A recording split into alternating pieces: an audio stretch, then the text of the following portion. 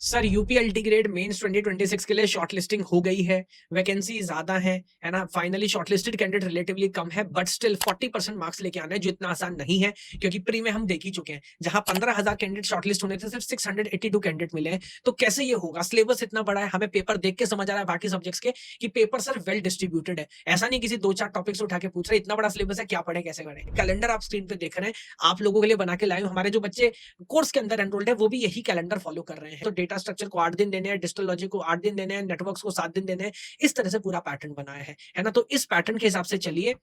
Daily 15 से 20 question हम अपने स्टूडेंट्स को दे रहे हैं डिस्क्रिप्टिव प्रैक्टिस करने के लिए। डिस्क्रिप्टिव पे जो क्वालिटी प्रैक्टिस हम करा रहे हैं, वो इंडिया में कोई नहीं करा रहा है, इस बात की गारंटी ले सकता हूं। तो डेली लिखने की आदत डालिए, वरना वहां उन 3 घंटे में चमत्कार नहीं होगा। लिखने की आदत डालिए, पेपर बहुत डेप्थ में नहीं आएगा, तो यहाँ पर आपकी प्रेजेंटेशन स्किल्स बहुत इंपॉर्टेंट हो जाती है। तो पूरा एकेडमिक कैलेंडर आपको स्क्रीन पे नजर आ रहा है, इसको फॉलो करना शुरू करिए। और अगर सच में सीरियस है ही है, अगर सीरियसली ले रहे हैं पेपर को, वरना विश्वास मानिएगा वैकेंसी खाली जाएंगी, और हो सकता है इन 632 में से जो लोग फाइनली 40% नहीं ला पाएंगे, बहुत दुख की बात होगी। तो सीरियसली हमारा कोर्स चेकआउट करिए on www.knowledgegate.ai। Daily descriptive practice करिए, क्वेश्चंस देखिए, वीडियोस देखिए, टेस्ट लिखिए, है ना। और अपनी तैयारी को, अपने 40% मार्क्स इंश्योर करिए। इन शॉर्ट, अपनी जॉब को इंश्योर करिए।